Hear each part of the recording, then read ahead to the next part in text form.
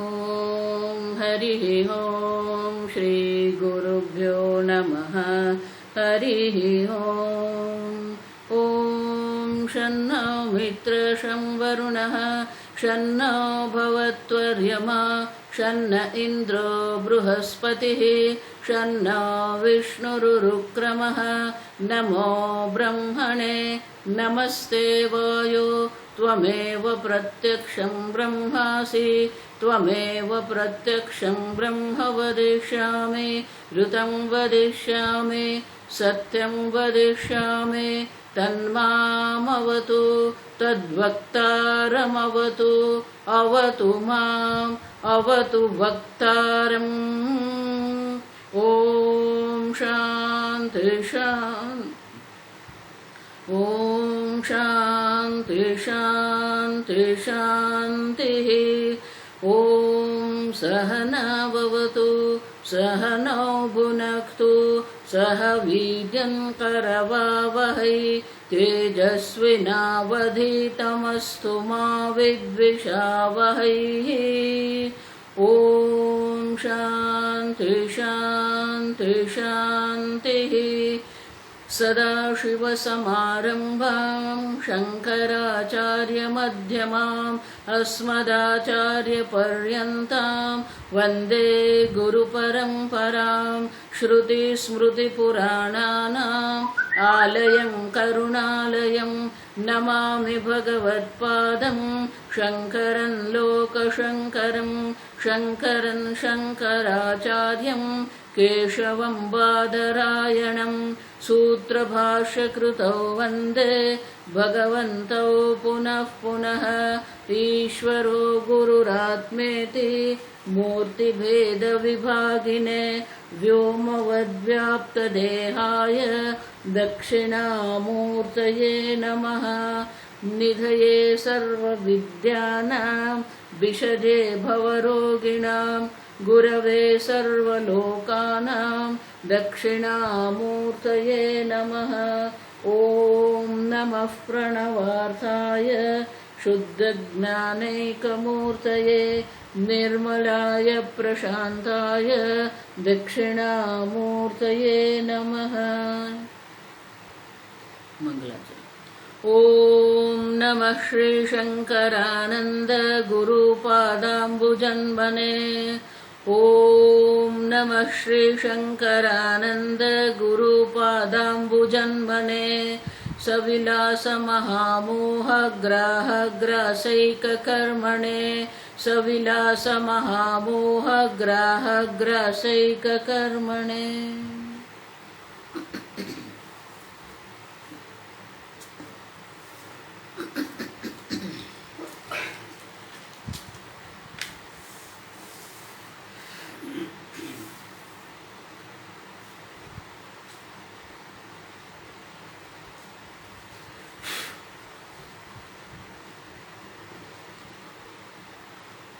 श्लोक नंबर 104। अत्रापि कलहायन्ते वादिनस्वस्वयुक्तिभिः वाक्यान्यपि यथा प्रज्ञं द्राड्यायोरुदाहरन्तिः क्लेशकर्म विपाकैः तदाशय्यरप्यसंयुतः पुंविशेषो भवेद् ईशः जीववत्सोऽप्यसङ्गचित।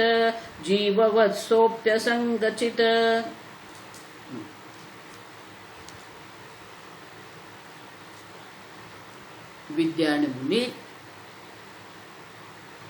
सांख्य दर्शन का निरूपण करने के बाद अब योग दर्शन का निरूपण कर रहे हैं।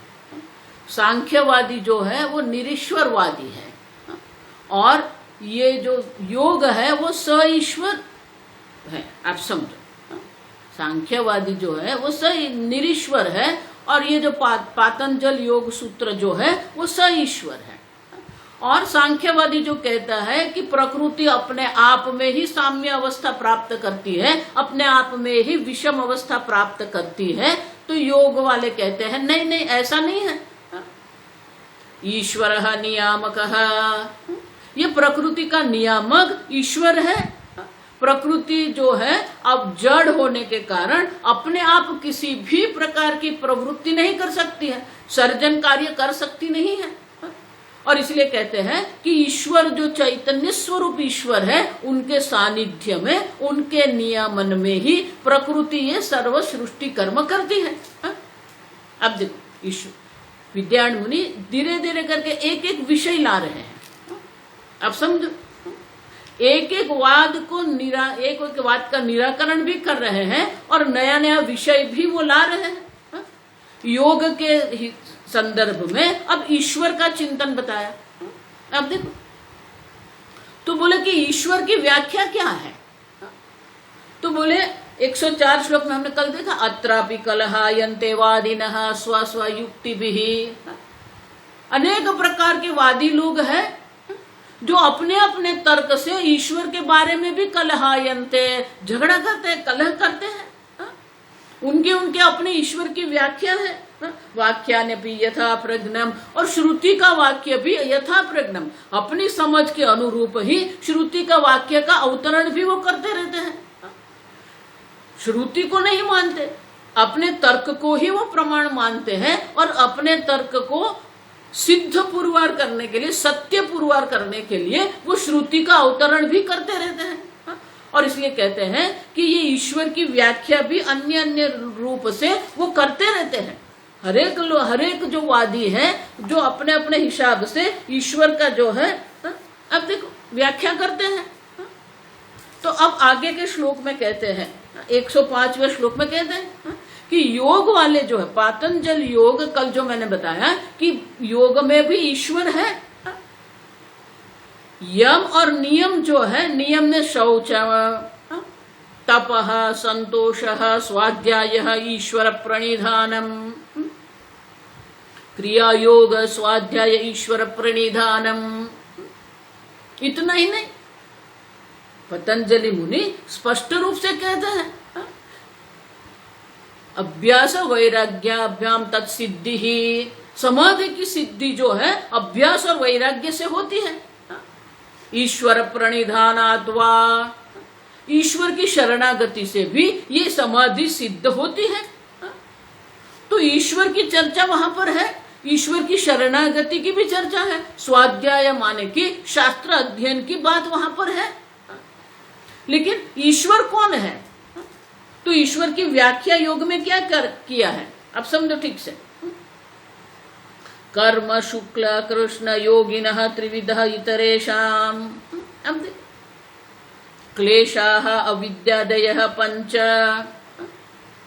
क्लेश कर्म विपाकैः तदाशैः अपि असंयुतः। योग में कहते हैं क्लेश, 5 प्रकार के क्लेश होते हैं। अविद्या, राग, द्वेष, अस्मिता। तो ये क्लेश जो है, पंच क्लेश जिसको हम कह रहे हैं, तो ये पंच क्लेश जो है, ईश्वर में कोई क्लेश नहीं, अविद्या भी नहीं है, राग द्वेष भी नहीं, अस्मिता भी नहीं है, कुछ भी नहीं है। कर्म भी 3 प्रकार के होते हैं, शुक्ल अकृष्ण, शुक्ल कृष्ण, अकृष्ण अशुक्ल। शुक्ल माने धर्म, पुण्य कर्म, पाप कर्म और पाप पुण्य का मिश्रण भी है, योगिनः त्रिविधम। ये 3 प्रकार के इतरेषाम योगिनः, जो अपने को कर्ता भोक्ता मान रहा है, उनके लिए ये 3 प्रकार के कर्म होते हैं। विपाकैः, और ये जो कर्म है वो कर्म जब कर्म फल देते, विपाक है वो परिपाक, जब कर्म का परिपाक होते हैं।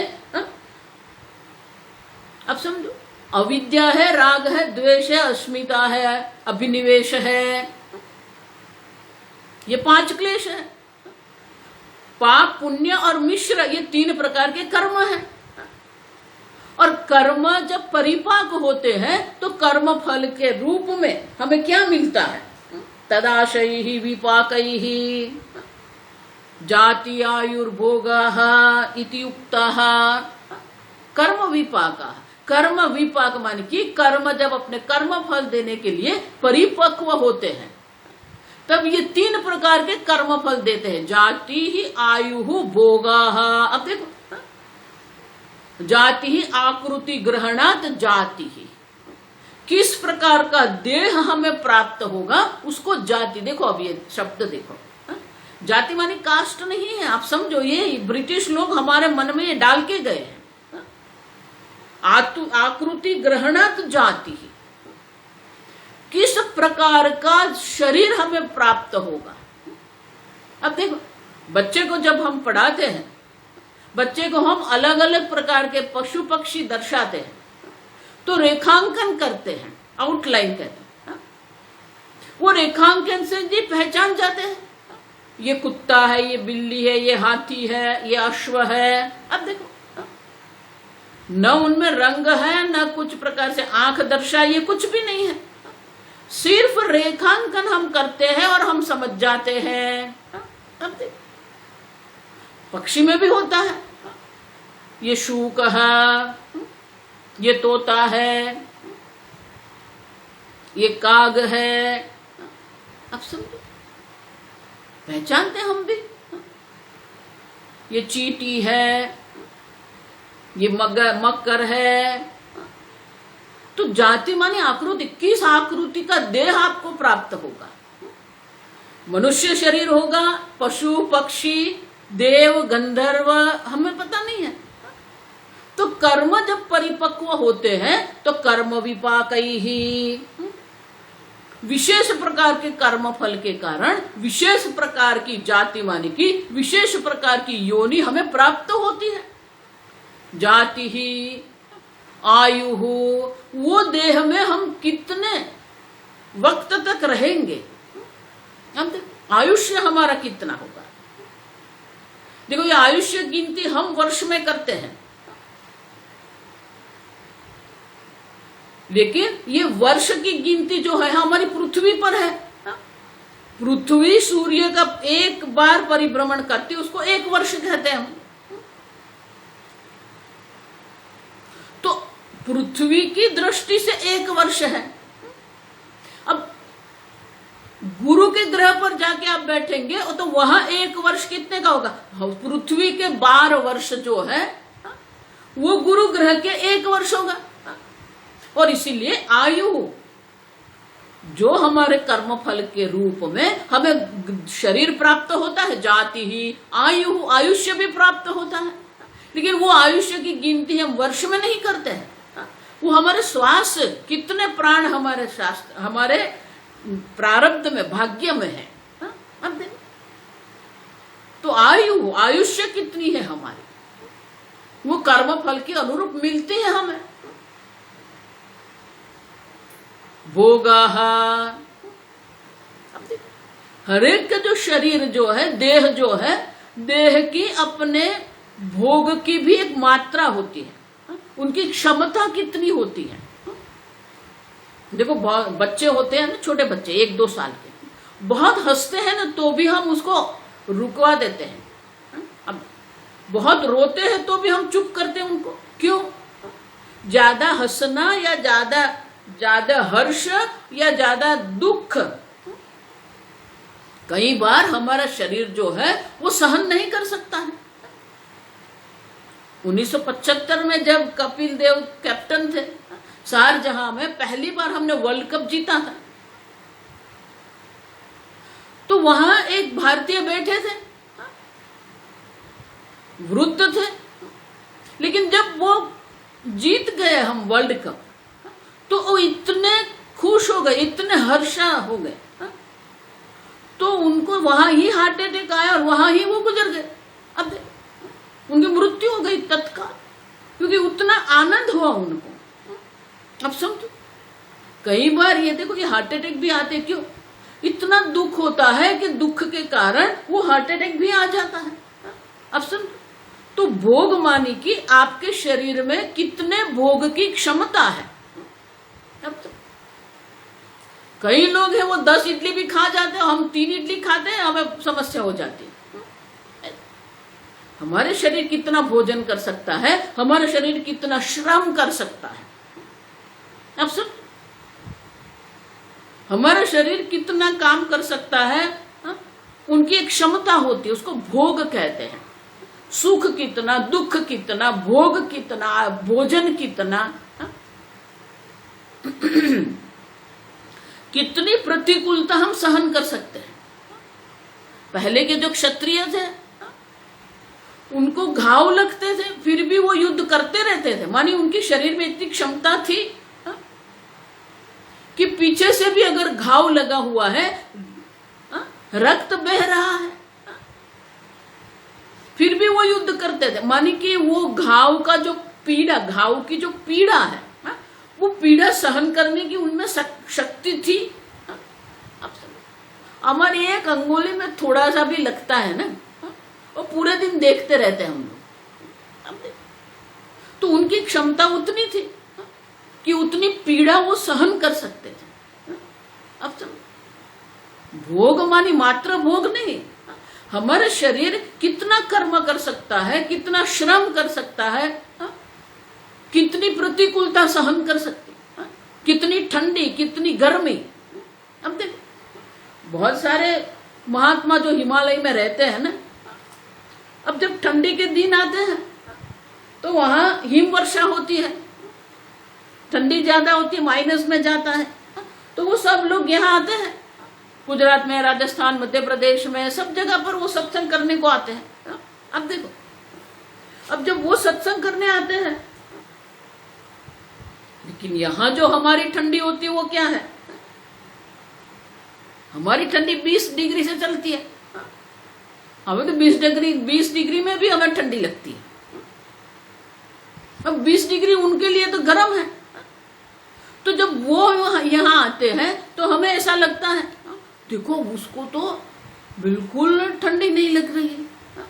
ऐसा नहीं है, उनका शरीर हिमालय में है इसलिए उसको ठंडी है। लेकिन उसी को अब गर्मी के दिन में बुलाओ यहाँ पर, अभी जो चल रहा है ना 40 और 50 का जो हम चल रहा है अभी, बोलो उनको बैठो बाहर गर्मी में, नहीं बैठ सकते, क्योंकि उनके शरीर में गर्मी सहन करने की शक्ति नहीं है, उनके शरीर में ठंडी सहन करने की शक्ति है। अब समझो ये ठीक, कोई ठंडी में बहुत बैठता है माने वो सिद्ध महात्मा नहीं बन जाता। हम देखो छोटी छोटी बात में हमारे मन जो है ना आकर्षित हो जाता है, प्रभावित हो जाता है। अभी 5-6 महीने पहले एक वीडियो आया था, एक महात्मा थे बिल्कुल नग्न, वो बर्फ के ठंडे पानी में स्नान करते थे। तो हमें आश्चर्य लगता, लेकिन उनके शरीर में वो भोग माने की वो शीतलता सहन करने के सामर्थ्य है। अब सब तो हमारे कर्म फल के अनुरूप ही जाति आयु भोग, जाति माने कि हमारे शरीर के आकार क्या है, किस प्रकार की योनि है, किस प्रकार का मनुष्य शरीर है, मनुष्य शरीर में भी कैसा आकार है। अब सब आयु भोग, अब देखो सुख दुख जो अनुभव करते हैं हम, वो सुख दुख का जो अनुभव है, लाभ अलाभ का जो अनुभव है, हम कितना सहन कर सकते हैं, उनका सामर्थ्य भोग। अब देखो क्लेश कर्म विपाकैहि तदाशैहि, और आशय माने कि उनका संस्कार जो है हमारे मन में, ये सबका संस्कार पड़ता है, सुख का, दुख का, प्रतिकूलता, अनुकूलता, ये सबके संस्कार हमारे मन में है। धर्म अधर्म, अब धर्म के भी संस्कार होते हैं, अधर्म के भी संस्कार होते हैं। और इसलिए कहते हैं शुभ और अशुभ संस्कार भी, पाप पुण्य के संस्कार भी हमारे अंदर होते हैं। तो ये जो है, अब ठीक से अभी समझो, क्लेश कर्म 5 प्रकार के क्लेश है, 3 प्रकार के कर्म है, और कर्म के कर्म फल रूप ये 3 प्रकार की प्राप्ति हमें होती है, जाति आयु भोग तदाशयी, और उनके संस्कार भी हमें रहते हैं। देखो इसलिए मैं कहती हूँ, आप जितने कर्म करते हैं, आप जितनी वाणी भी आपकी, सबका आपके मन में संस्कार पड़ते हैं। आप ऐसा मानते कि इनका कोई संस्कार नहीं पड़ता है, आप सब। अगर आपकी वाणी में कटुता है, अगर आप कलह कर रहे हैं, तो आपके संस्कार कलह के ही होंगे। जितना कलह आप करेंगे उतने ही कलह के संस्कार दृढ़ होते जाएंगे। कपट करते हैं, छल करते हैं, तो उनके भी संस्कार रहेंगे। लेकिन जितना जप करेंगे, पूजा करेंगे, पाठ करेंगे, यज्ञ करेंगे, पारायण करेंगे, तो उनके संस्कार पड़ेंगे। शुभ और अशुभ दोनों संस्कार है, आप समझो। और इसलिए कहते हैं कि इस प्रकार से तदाशयी ही अपि। लेकिन ये जो है, अभी ठीक से समझो, जो जीव है, जीव के ये सब है, जीव के लिए ये सब है। अविद्या, राग, द्वेष, अस्मिता, अभिनिवेश, ये 5 क्लेश, 3 प्रकार के कर्म, शुभ और अशुभ कर्म फल, जाति आयु भोगा, ये सब जीव के लिए है, लेकिन ईश्वर के लिए है नहीं। असंयुत है, ये सबसे वो कौन है? असंयुत। ईश्वर जो है, ईश्वर में ये कुछ भी नहीं है। अब समझो, न क्लेश है, न कर्म है, न जाति है, न आयु है, न भोग है, न संस्कार है।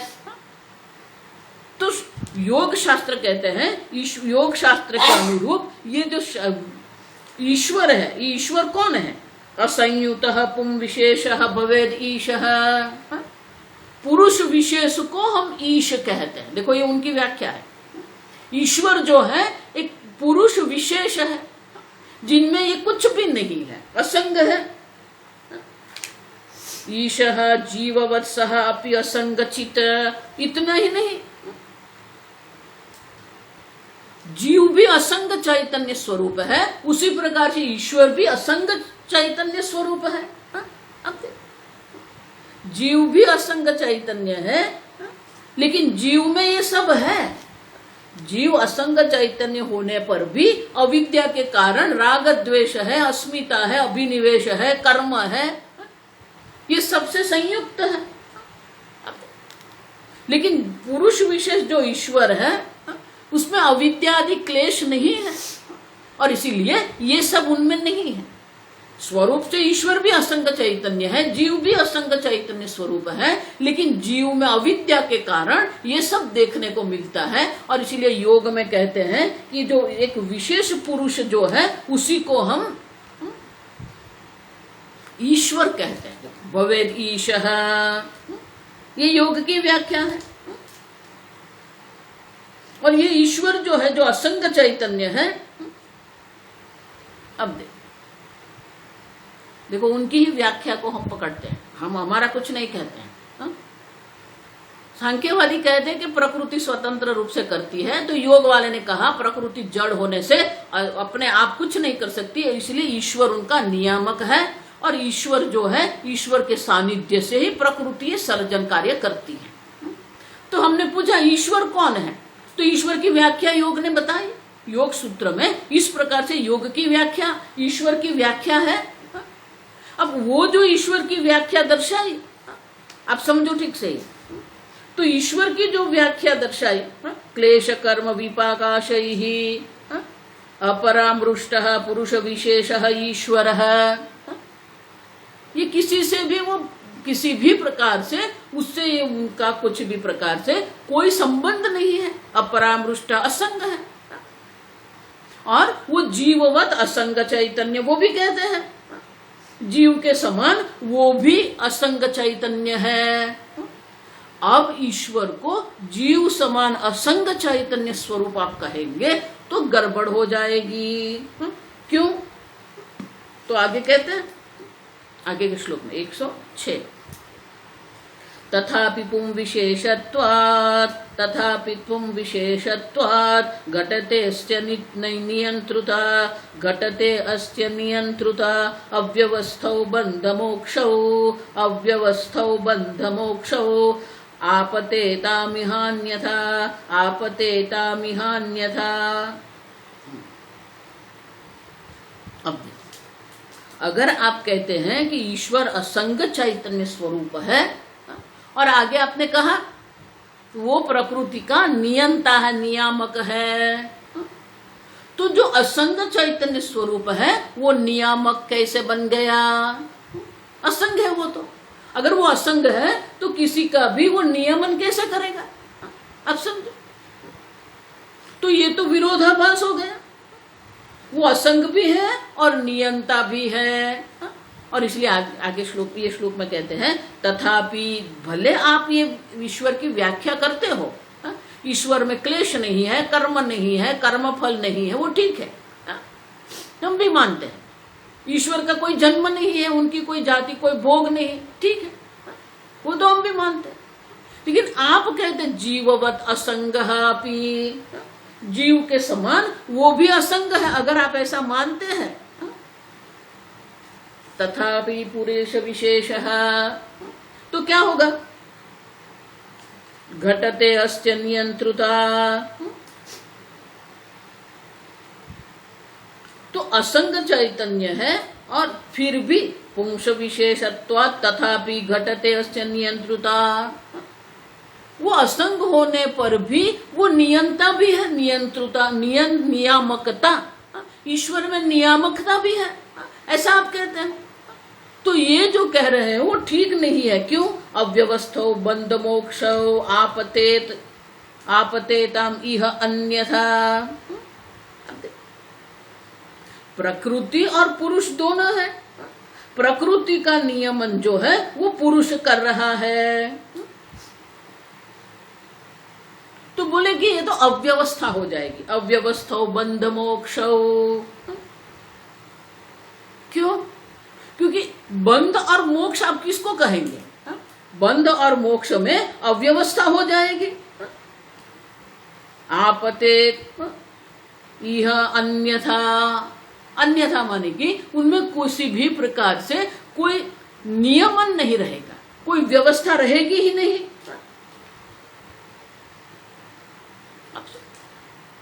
क्योंकि ईश्वर जो है वो नियंता है, आप समझो ठीक से, वो प्रकृति का नियमन कर रहा है। तो प्रकृति के नियमन से ये सब सर्जन होता है, लेकिन वो सर्जन कर रहा है अगर आप कहेंगे, और नियामक ईश्वर है, तो किसको बंधन मिलेगा, किसको मोक्ष है, उसका नियमन कौन करेगा? ईश्वर करेगा। अब देखो आगे हम देख के गए ना, देखो दो दोष हम आगे देख के गए। कृत विप्रणिनाश, जो कर्म हम करते हैं वो उनका नाश हो जाएगा जीव की दृष्टि से। अकृत अभ्यागम, जो हमने कर्म किए ही नहीं उनका फल हमें मिलेगा। उसी प्रकार से ईश्वर में भी अगर आप कहेंगे ईश्वर नियामक है और ईश्वर के नियमन से ही प्रकृति ये सब सर्जन कर रही है, तो दो प्रकार के दोष लगेंगे, आप समझो। क्योंकि ईश्वर जो है अपनी इच्छा से अगर करते हैं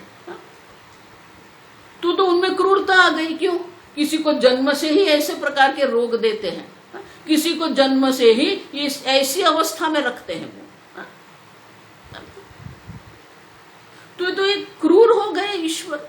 अपनी मर्जी से किसी को भी गरीब बना दिया, किसी को दरिद्र बना दिया, किसी को अमेज़न के जंगल में जन्म दे दिया, तो ईश्वर में क्रूरता आ जाएगी, आप समझो। उतना ही नहीं, पक्षपात भी हो जाएगा ईश्वर में। तो ईश्वर आपका पक्षपाती हो जाएगा, क्रूर हो जाएगा, क्योंकि अपने नियमन से वो सब कर रहा है। आप समझो, ईश्वर अपने नियम से, अपनी इच्छा से ये कर रहा है, तो फिर बंध मोक्ष की भी कोई व्यवस्था रहेगी नहीं, क्योंकि ईश्वर अपने करते हैं। ईश्वर की अगर इच्छा से ही सब हो रहा है तो किसी को बंधन मिलेगा, किसी को मोक्ष मिलेगा, किसी को दरिद्रता मिलेगी, किसी को धनवान घर मिलेगा। अब देखो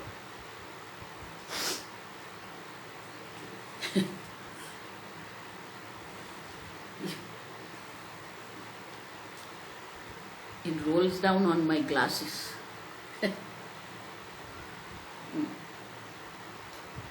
तो बोलते हैं कि फिर ये जो है किसी भी प्रकार की व्यवस्था नहीं रहेगी, क्योंकि पुरुष जो है वो नियंता है, वो अपनी इच्छा से सब कर रहे हैं। और इसलिए कहते हैं अव्यवस्थो बंध मोक्ष आपतेत इह अन्यथा, कोई नियमन नहीं रहेगा। अब सब कर्म फल का भी कोई नियमन नहीं रहेगा, ईश्वर अपनी इच्छा से करेंगे। तो पुण्य कर्म मैं कर रही हूं और पुण्य कर्म का फल मुझे नहीं मिलेगा। कर्म कोई पाप कर्म कर रहा है, उसको पाप कर्म का फल नहीं मिलेगा। अब तो कर्म की दृष्टि से, बंधन और मोक्ष की दृष्टि से बिल्कुल अव्यवस्था हो जाएगी, क्योंकि ईश्वर अपनी इच्छा से सब कर रहे हैं। और इसीलिए कहते हैं कि वो नियामक भी है, असंग चैतन्य है, वो भी विरोधाभास है, और अगर ईश्वर के नियमन से ही सब हो रहा है तो भी गड़बड़ है। अब आगे हमने कहा ना, श्रौति कर तुम स्वपक्ष, वो तो अपना पक्ष को सिद्ध करने के लिए श्रुति माता का अवतरण भी करते हैं, और इसीलिए आगे वो ही अब श्लोक मंत्र का अवतरण करते हैं। अब देखो ये सब में आप देखिए, अभी तक जितना भी वाद हमने देखा, जितने भी दर्शन हमने देखे, सबके सब श्रुति का अवतरण करते हैं, लेकिन अयोग्य रूप से वो अवतरण कर रहे हैं। अब समझो, अन्नम ब्रह्म, देखो अन्न को ब्रह्म बताए, प्राण को ब्रह्म बताए, ये सब क्या कर रहे हैं?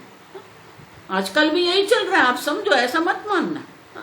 ये भागवत करने वाले भी है, कहां से कुछ न कुछ जोड़ देते हैं, अपने सिद्धांत को या अपने विचार को सिद्ध करने के लिए कुछ भी अवतरण करते हैं वो लोग, और वो अपने को सही पुरवार, सत्य पुरवार करने का प्रयत्न करते हैं। ये वादी लोग भी वही करते हैं।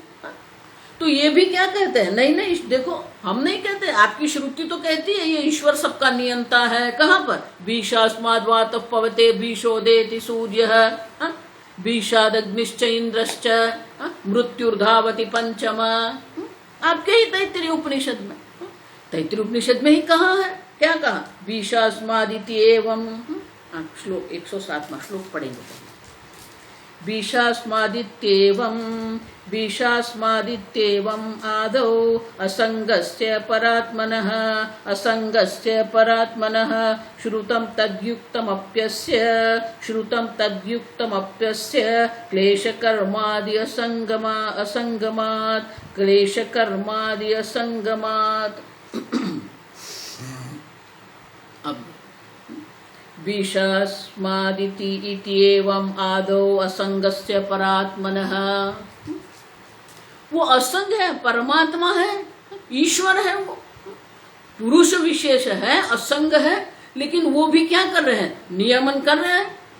उनके भय से ही बीशास्माद् वातः पवते, उनके भय से ही पवन बह रहा है, उसके भय से ही सूर्य उदित हो रहा है, उसके भय से ही इंद्र अपने स्वर्ग का नियमन करता है, उनके भय से ही अग्नि उष्ण है, मृत्युर्धावति पंचमा,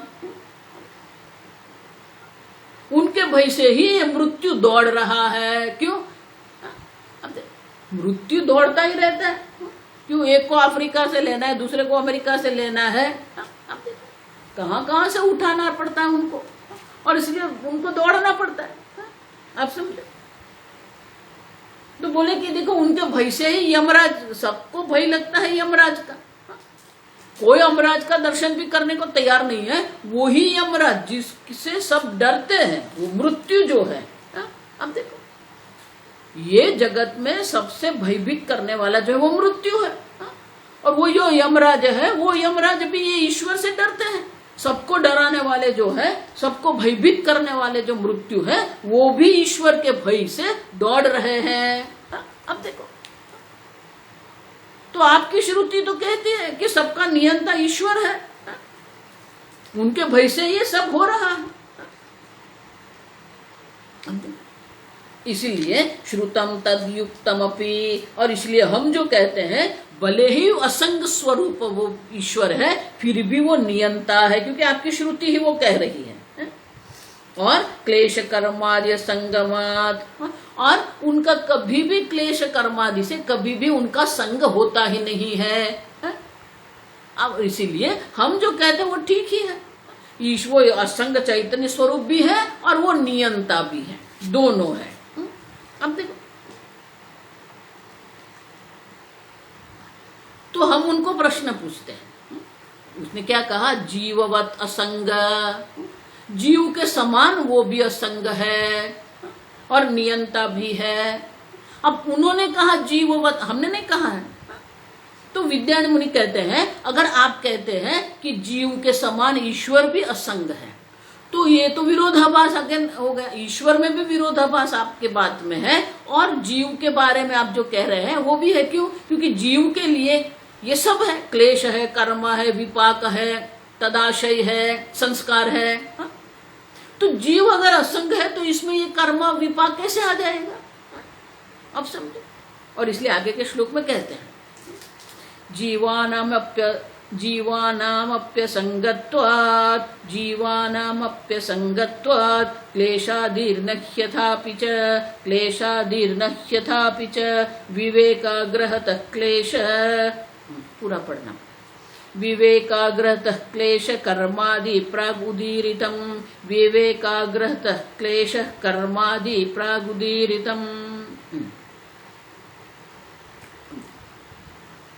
तो ये योग वाले जो कहते हैं कि जीव जिस प्रकार से असंग चैतन्य है उसी प्रकार से ईश्वर भी असंग चैतन्य है, तो बोले कि ईश्वर में तो असंगता भी है और नियामक भी है, ये विरोधाभास तो है ही। लेकिन जीव में भी ये विरोधाभास हो गया। क्यों? अगर जीव भी असंग है तो जीव में किसी भी प्रकार का क्लेश कर्मा विपाक संभव नहीं है। फिर भी आप तो कहते हो कि है जीवानामपि असंगत्वात्, अगर जीव भी असंग है तो क्लेशादीर नहीं यथा तो जीव में संभव नहीं होगा। तो आप कह रहे हो कि ईश्वर ऐसे पुरुष विशेष है जिसमें ये सब नहीं है, और ये जो जीव है वो अविद्या वाले, अविद्या की क्लेश है और उसके कारण उसका जन्म मरण भी है। लेकिन आप तो कहते हो कि जीव असंग चैतन्य है। अगर वो असंग चैतन्य है तो असंग चैतन्य में क्लेश आदि संभव नहीं है। अब समझो। तो बोले कि नहीं, विवेक अग्रहतः क्लेश कर्मादि प्रागुदीरितम। तो बोले कि आप ठीक है, लेकिन उनका अविवेक है।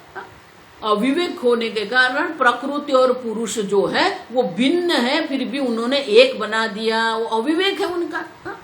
तो हमने आगे कह ही दिया, पूर्व माने पहले से ही हमने आपको बता दिया है कि जीव जो है, जीव में अविवेक है, अविवेकाग्रहतः, अविवेक के कारण ही उसमें क्लेश कर्मादि है। जीव भी असंग चैतन्य है। अब ये जीव विशेष जो है, देखो दो है उनके लिए। ईश्वर एक पुरुष विशेष है और एक जीव है। और कहते हैं जीव में अविवेक के कारण ही, अज्ञान के कारण ही क्लेश कर्मादि दिखते हैं, और क्लेश कर्मादि से जीव का संबंध हो जाता है अविवेक अविद्या के कारण। और अविद्या अविवेक नहीं है ईश्वर में, इसलिए ईश्वर पुरुष विशेष है, उसमें ये सब नहीं है।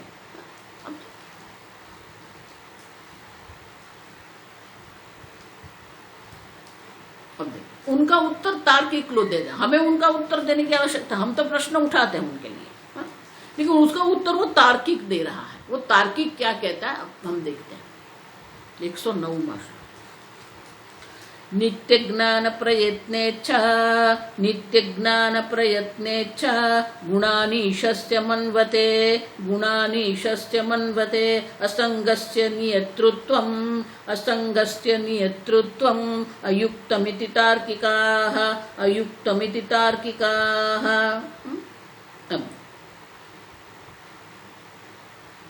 अब जो नैयायिक थे, जो वैशेषिक, जो तार्किक लोग थे, जिसको काट के हम यहां तक पहुंचे हैं, वही अभी ये चर्चा में पढ़ते हैं। बोले आप जो कह रहे हैं वो तर्क युक्त नहीं है, हमें उत्तर देने की आवश्यकता नहीं। वो है तार्किक लोग। वो क्या कह रहे हैं?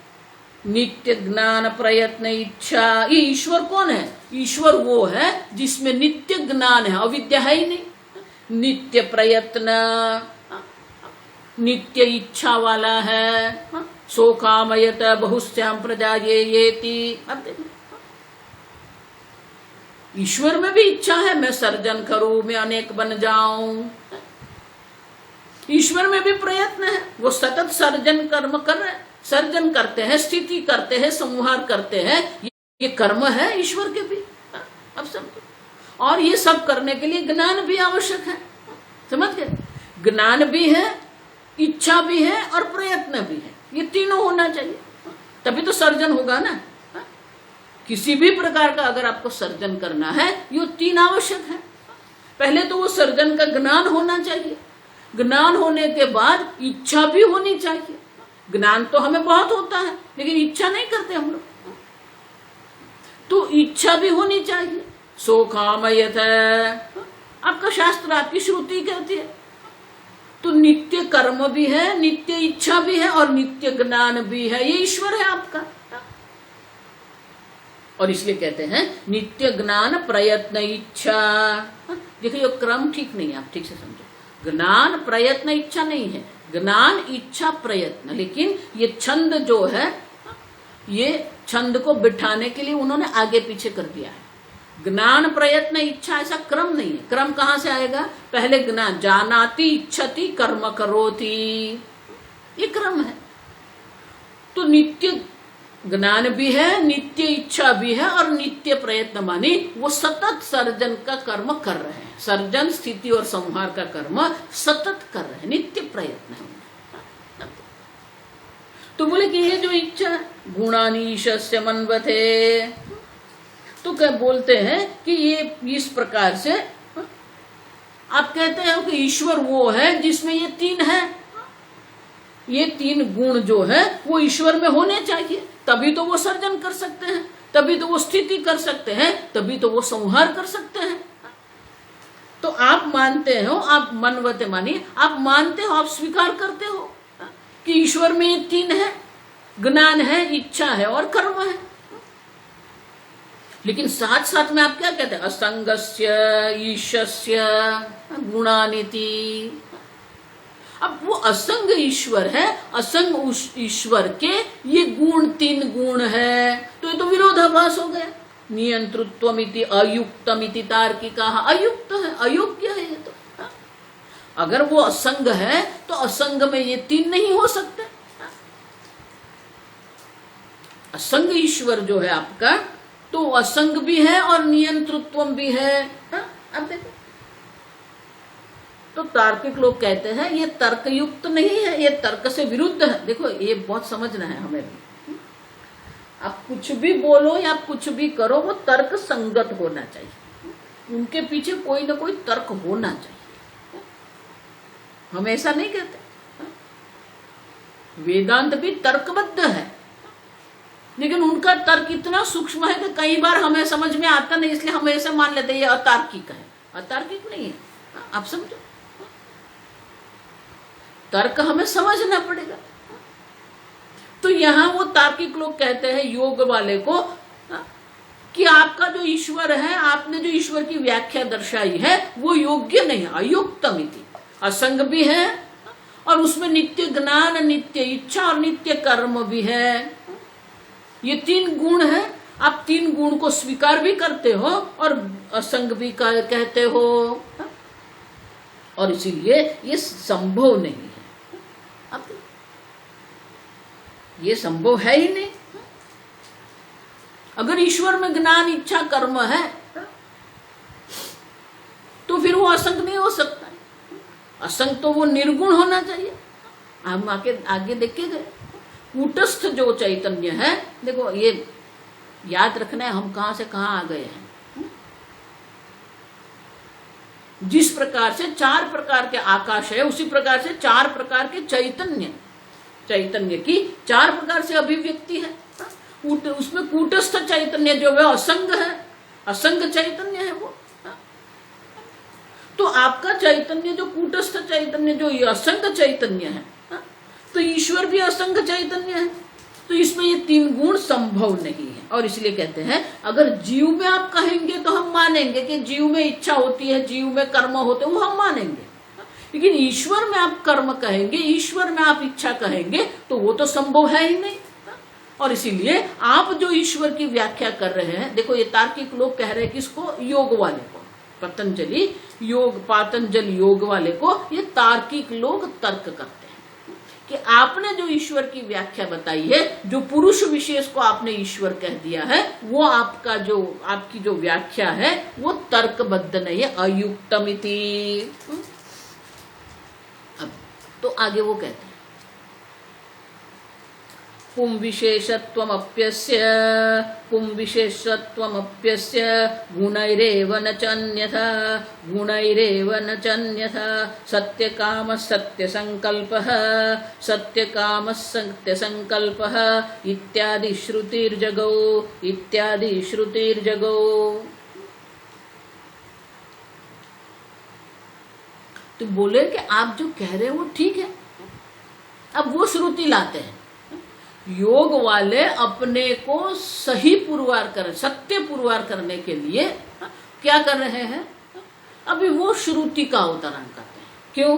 श्रुति क्या कहती है, सत्य कामः सत्य संकल्पः। ये ईश्वर कौन है, सत्य कामः। ईश्वर कौन है, सत्य काम है। माने कि जो इच्छा करते हैं वो सिद्ध होती है। देखो इच्छा तो हम लोग भी बहुत कुछ करते हैं, हम लोग भी बहुत सारी इच्छा करते रहते हैं, लेकिन हमारी इच्छा की सिद्धि नहीं होती है, इच्छा की पूर्ति होती नहीं है। लेकिन ईश्वर वो है, वो सत्य काम है। अब वो सत्य काम है माने कि उनमें भी इच्छा तो है ही। आप ही कहते सत्य काम सत्य संकल्प इत्यादि इत्यादि, माने कि इस प्रकार के ईश्वर से अनेक गुण दर्शाए हैं शास्त्र में, इत्यादि श्रुति ही। तो बोले कि हम जो कह रहे हैं वो श्रुति कहती है। क्यों? पुंस विशेषत्वमपि अस्य गुणैः एव। आप उसको पुरुष विशेष कह रहे हैं। अब पुरुष विशेष है तो विशेषता कब आएगी? कुछ विशेष प्रकार के गुण होने चाहिए उसमें, तभी तो वो पुरुष विशेष हो सकता है। किसी भी प्रकार की विशेषता कब आती है? कोई न कोई गुण तो होना चाहिए। अस्य गुणैः एव न च अन्यथा, अन्यथा कोई माने कि अन्य प्रकार से वो संभव नहीं है। देखो इसीलिए किसी भी प्रकार की जो विशेषता है उसको स्वामी जी को सविशेष कहते हैं। स्वामी जी हमेशा कहते हैं सविशेष। सविशेषता कब आती है? अगर वो सगुण होते हैं तब भी आती है, गुण होते हैं तब भी विशेषता आती है। लेकिन आप तो कह रहे हैं वो असंग है, और इसलिए कहते हैं उनकी जो योग दर्शन के अनुरूप ईश्वर की जो पुरुष विशेषता वो दर्शाते हैं, और उनमें ये 3 गुण भी नित्य होते हैं ऐसा आप दर्शाते हैं। तो वो योग दर्शन वाले कहते हैं, वो हम नहीं कहते हैं, आपकी श्रुति कहती है सत्य कामः सत्य संकल्पः। और इसीलिए सत्य संकल्प और सत्य काम ईश्वर है, वो हम जो कह रहे हैं वही श्रुति माता कहती है। और इसीलिए ईश्वर में भले ही वो पुरुष विशेष है, भले वो सत्य काम है, भले उनमें ये 3 गुण है, नित्य ज्ञान, नित्य इच्छा और नित्य प्रयत्न, फिर भी ईश्वर असंग है। और इसलिए कहते हैं ईश्वर तो असंग ही है, श्रुति माता ही कहती है। आगे नित्य ज्ञानादिमत्वेस्य सृष्टिरेव सदा भवेत् सृष्टिरेव सदा भवेत् हिरण्यगर्भ ईशोतः हिरण्यगर्भ ईशोतः लिंगदेहेन संयुतः।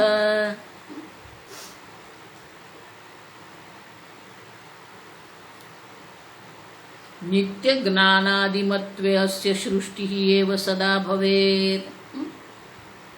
अब देखो, अगर वो नित्य ज्ञान है, नित्य कर्म है, तो फिर क्या होगा? सृष्टि ही एव सदा भवेत्।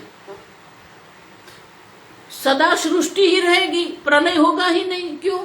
नित्य प्रयत्न है, नित्य कर्म है उनके, नित्य ज्ञान है, नित्य इच्छा है, तो फिर तो क्या हो जाएगा? गड़बड़ हो जाएगी। क्यों? सदा सृष्टि ही है वो भवेत्, प्रलय होगा ही नहीं, क्योंकि वो सतत प्रयत्न करते रहते हैं। तो सर्जन ही सर्जन रहेगा, सृष्टि ही सृष्टि रहेगी, प्रलय होगा ही नहीं। और इसीलिए ये सामर्थ्य उनका जो है, आप उनका जो सामर्थ्य दर्शा रहे हैं, उनके सामर्थ्य के अनुरूप सतत सृष्टि होती रहेगी, संहार ही संभव नहीं होगा। इतना ही नहीं, हिरण्यगर्भः ईशः अतः लिंग देहेन संयुतः। लेकिन आप अगर कहते हैं कि ईश्वर में नित्य ज्ञान, नित्य कर्म ये सब है, तो फिर सृष्टि रहेगी। लेकिन शास्त्र में तो प्रलय भी देखते हैं हम लोग। अब देखो, तो शास्त्र में तो सृष्टि की भी चर्चा है और संहार की भी चर्चा है। अव्यक्तादीनि भूतानि व्यक्तपद्यानि भारत। व्यक्त भी होता है, सर्जन भी होता है, अव्यक्त अवस्था, प्रलय अवस्था भी होती है। प्रलयंती पुनः पुनः, बार बार उनका प्रलय भी होता रहता है, बार बार उनका सर्जन भी होता रहता है।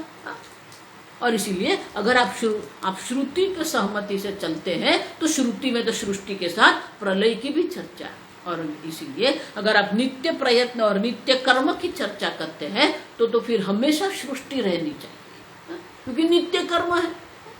लेकिन नित्य कर्म नहीं है, प्रलय हो जाता है तब सब शांत हो जाता है, कोई प्रयत्न नहीं है। अब सृष्टि अवस्था भी होती है, सर्जन काल भी होता है, प्रलय काल भी होता है।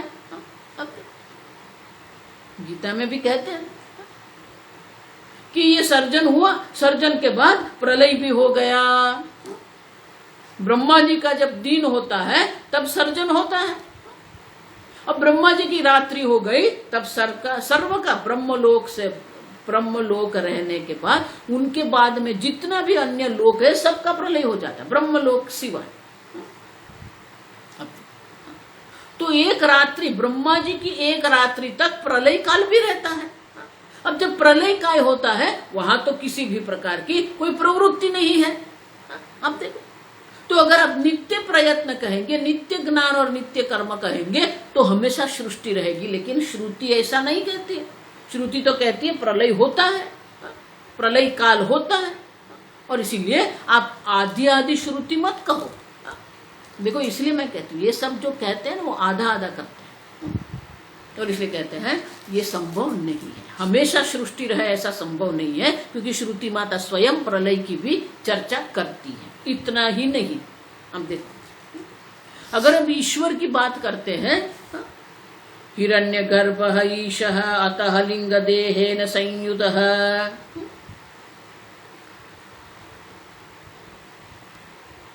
अब वो जो ईश्वर है, वो ईश्वर के भी तीन स्वरूप है। एक विराट है, ये संपूर्ण ब्रह्मांड, जो स्थूल ब्रह्मांड जो है, वो ईश्वर का विराट स्वरूप है।